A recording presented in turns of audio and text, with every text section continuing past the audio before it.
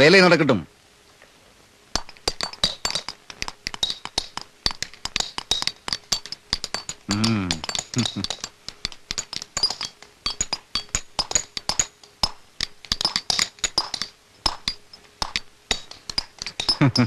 എന്താ വേലപ്പാ, വ്യാളിമുഖങ്ങൾ തന്നെ കൊത്തിക്കൊണ്ടിരുന്നാ മതിയോ?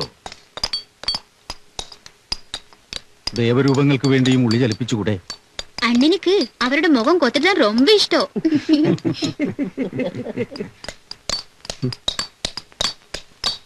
கோயிலை புதுப்பிக்கிற வேலை நம்ம நம்பிட்டு இருக்காங்க.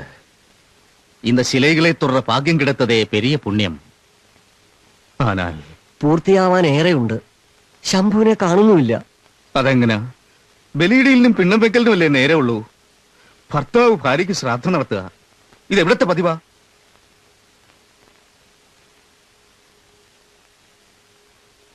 എന്റെ മകൻ ഇന്നവൻ അവന് തന്നെ അന്യനായിരിക്കുന്നു.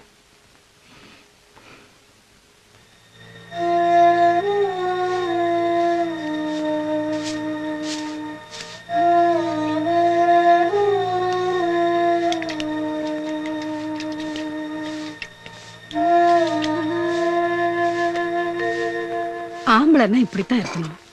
நெஞ்சு நிமிர்ந்து போறத பாக்கணுமே, அந்த கைவீச்ச பாக்கணுமே. ஆமாண்டி, அவன் நெஞ்ச நிமிர்ந்துகிட்டு கைய வீசிக்கிட்டு போறது அவன் வழக்கமான நட. அத பாக்கிறதுக்குன்னு கொஞ்சம் பொண்ணுங்க. 4 பேருக்கு மத்தியில கெட்டி மேளம் கொட்டி தாலியை கட்டி பொண்டாட்டியா கூட்டி வந்தது கண்டவங்களை பாக்கிறதுக்கு இல்ல, என்ன பாக்கத்தான். எதுக்கு எடுத்தாலும் சந்தேகம். சந்தேகப்படுறதுல என்னடி தப்பு? போறவனை பார்த்து ஆசைப்படுற அளவுக்கு அவன் தலையில என்ன கொம்பா முளைச்சிருக்கு, அதுல மணியா கட்டி இருக்கு. அவர் மேல ஆசைப்படுறதுல தப்பே இல்ல. நான் சொல்றேன், புருஷன் அப்படித்தான் இருக்கணும். பொண்டாட்டி செத்து எத்தனை வருஷம் ஆச்சு, அவளையே நினைச்சு வாழ்ந்துகிட்டு இருக்கிறத பாக்குறோம்ல. நீங்களா இருந்தா என் சதையில நெருப்பு அணையறதுக்கு முன்னாடி வேற ஒருத்தி பின்னாடி போயிருப்பீங்க.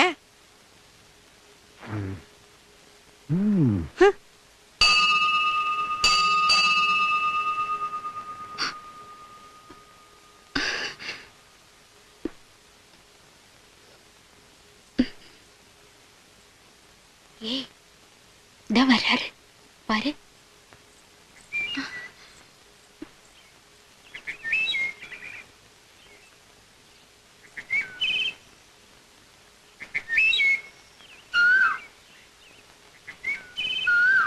കുടിച്ചതാ അറിയാം. പ്രസാദത്തിന് പകരം ആവില്ല മദ്യം. മദ്യപാനിക്ക് പ്രസാദം വേണ്ട.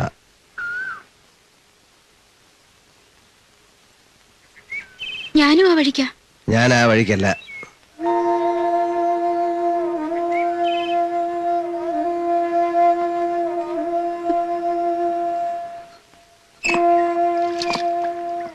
ശംഭുവിനെ നിനക്കിനിയും അറിയില്ല മോളെ. അവന്റെ കോപവും അലച്ചിലും വിഷാദവും എത്ര വർഷങ്ങളായി.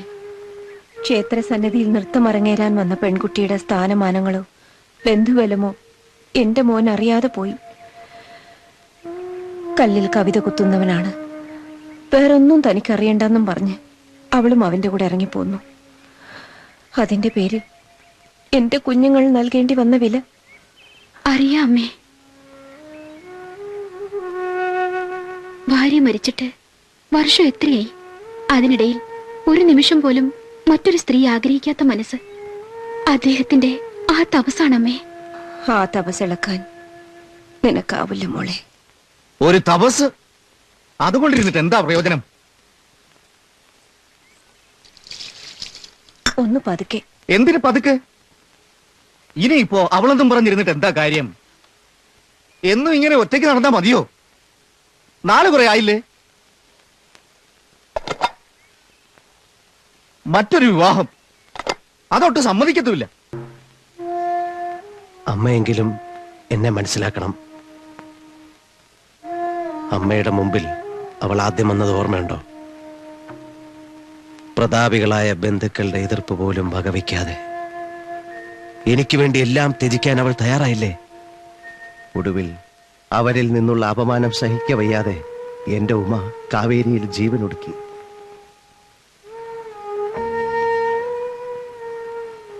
പണ്ട് കൊട്ടാരത്തിൽ നിന്ന് എല്ലാം ഇട്ടെറിഞ്ഞ് അച്ഛന്റെ കൂടെ ഇറങ്ങിപ്പോന്ന എന്റെ അമ്മയ്ക്ക് അത് മനസ്സിലാകണം.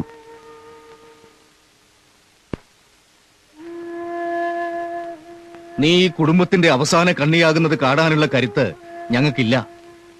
അച്ഛനമ്മമാരുടെ വികാരം മക്കളും മനസ്സിലാക്കണം. ഞങ്ങൾക്ക് ശേഷം നിനക്ക് ആരുണ്ട്? ഒന്നിച്ചു കഴിയാൻ ഏറെ നാൾ വിധിച്ചില്ലെങ്കിലും 1000 വർഷങ്ങൾ ഈ ഭൂമിയിൽ കഴിഞ്ഞതുപോലെ ഓർമ്മകൾ നൽകിയാണ് അവൾ പോയത്. ഈ പെട്ടിയും നോക്കി തള്ളി നീക്കാനുള്ളതല്ല നിന്റെ ജീവിതം.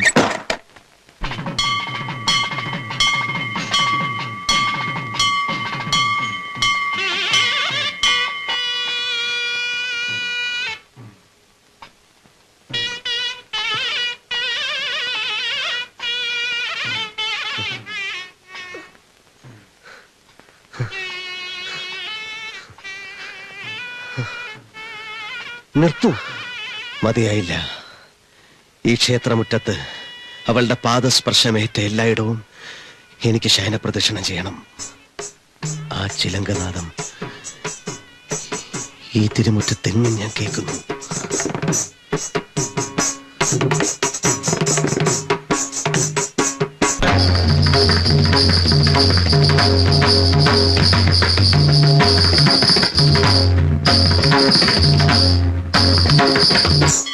എന്റെ ഉമ്മ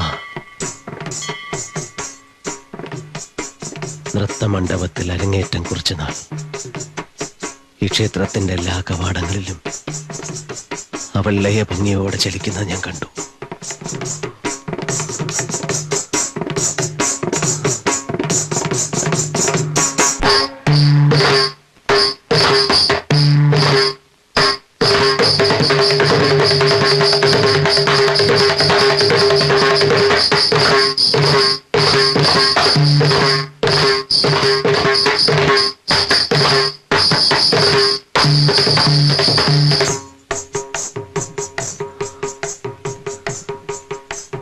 ആ നൃത്തഭംഗി കണ്ട് ശില്പികളുടെ മാനസപുത്രിമാരെല്ലാം നാണിച്ചു.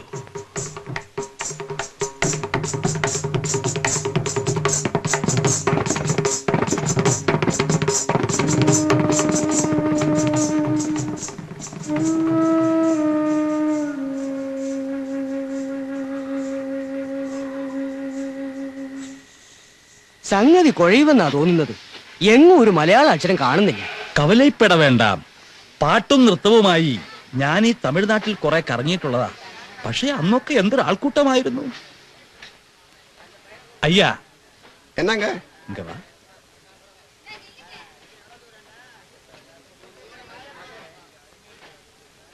நீங்க தமிழனா? என்ன சாமி? இந்த ஊரு தஞ்சாவூர் தானா? இதுல என்ன சந்தேகம்? இங்கே ஒரு ஸ்தானுவாசன் அறியுமா? யார் சாமி? அதாவது கல் இல்லையா, சிலை சிலை சிலையிலே இப்படி பண்றவன் யாரோ அவன்தான். என்னங்க இது? ഇയാൾ തമിഴൻ അല്ല. അപ്പോഴേ ഞാൻ പറഞ്ഞതാ ഭാഷ അറിയാവുന്ന ഒരാളെ കൂട്ടത്തിൽ കൊണ്ടുപോകണമെന്ന്. ഒരുങ്ങിക്കെട്ടി ഇറങ്ങിയിരിക്കുക.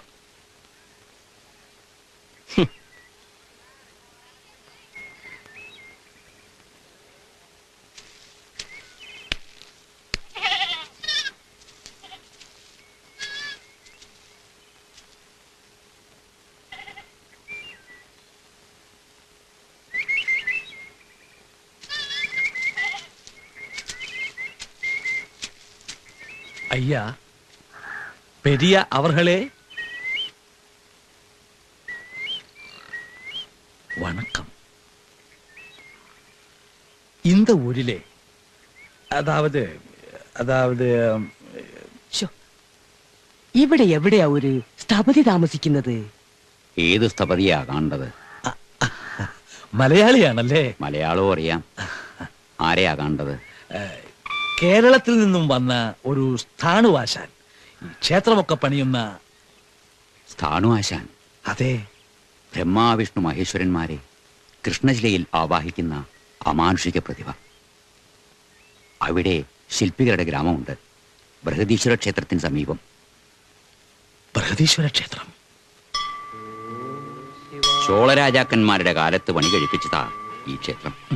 ഇതുപോലെ അനേകം ക്ഷേത്രങ്ങൾ ഈ തഞ്ചാവൂരിലുണ്ട്. എല്ലാം ശില്പഭംഗി തുടിക്കുന്ന ശിവക്ഷേത്രങ്ങൾ. ശിവൻ തഞ്ചാവൂരിൽ വന്ന് ജന്മമെടുത്തോ എന്ന് തോന്നിപ്പോകും. ഇതിന്റെ ചുറ്റമ്പലങ്ങളിൽ 100 കണക്കിന് ശിവലിംഗ പ്രതിഷ്ഠകളുണ്ട്. എല്ലാം ഒന്ന് കണ്ടിട്ട് പോകാം. ആദ്യം സ്ഥാണുവാശാന്റെ വീട്.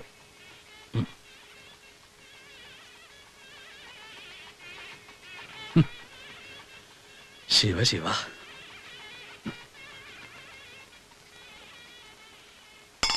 ഒരു തീരുമാനം പറയണം.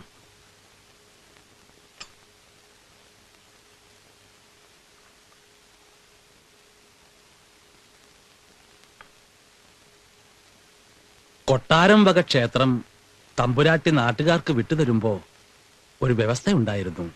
അതിന്റെ ബാക്കി പണിയും സ്ഥാണുവാശാൻ തന്നെ തീർക്കണം എന്ന്. ബാക്കി പണി തീർന്നില്ല അല്ലേ? 40 വർഷം കഴിഞ്ഞപ്പോ ഒരു ഭൂതോദയം. വലിയ തമ്പുരാട്ടിയുടെ വീറും വാശിയും അങ്ങനെ തന്നെ നിൽക്കട്ടെ. അങ്ങനെ പറയരുത്. തമ്പുരാട്ടിക്ക് പ്രായമേറെയായില്ലേ? മരിക്കുന്നതിന് മുമ്പ് അമ്പലം പണി പൂർത്തിയാക്കണമെന്ന ആഗ്രഹം. അതിന് സ്ഥാണുവാശാൻ തന്നെ വേണമെന്ന് നിർബന്ധമെങ്കിൽ മനസ്സിലാക്കാവുന്നതല്ലേ ഉള്ളൂ. പഴയ കാര്യങ്ങളെല്ലാം മറക്കണം, പൊറുക്കണമെന്ന് തമ്പുരാട്ടി പറഞ്ഞയച്ചിരിക്കുന്നു.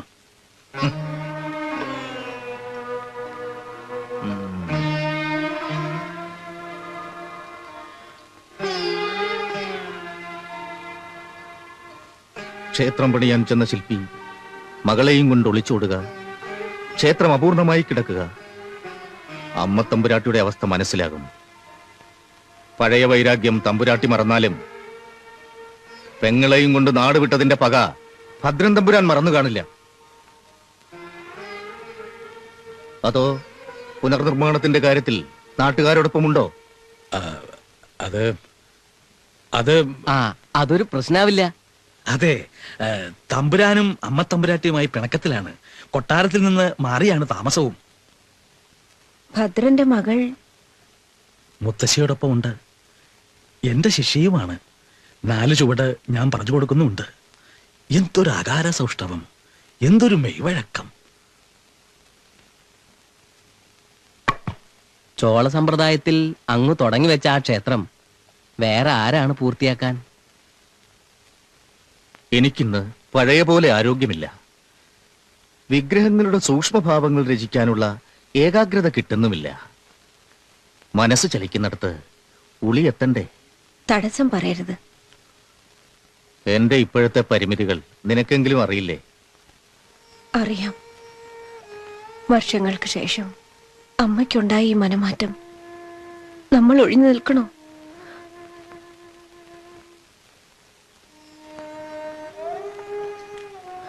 ഞാൻ ആലോചിക്കുന്നത് ഇല്ല,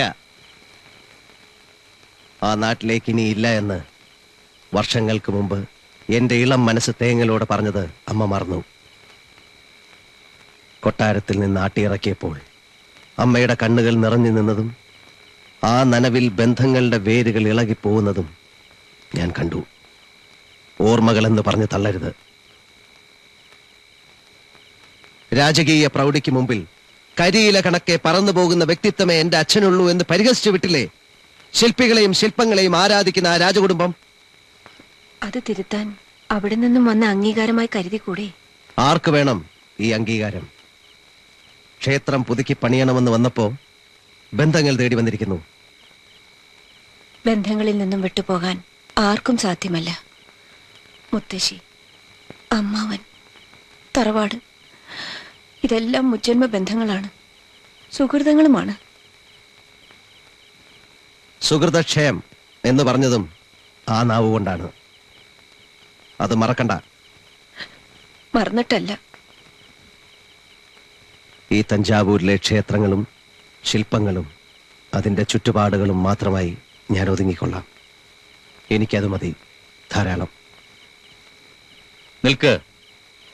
ശിലയുമായി ബന്ധമുള്ള ഒരു ശില്പിക്കും എങ്ങും ഒതുങ്ങിക്കൂടാൻ പറ്റില്ല.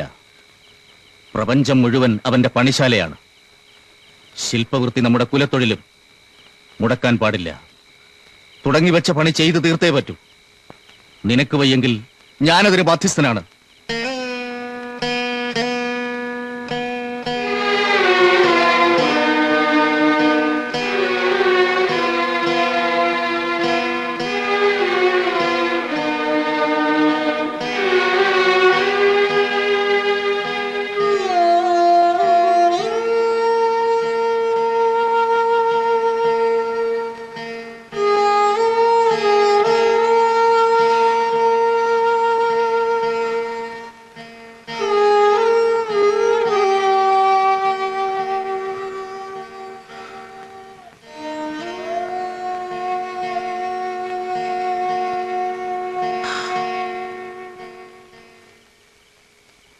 അവൻ പോകാതിരിക്കില്ല.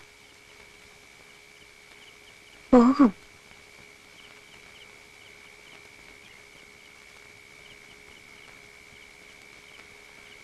അവന്റെ മനസ്സ് മാറ്റാൻ ആരോ കാത്തിരിക്കുന്നത് പോലെ.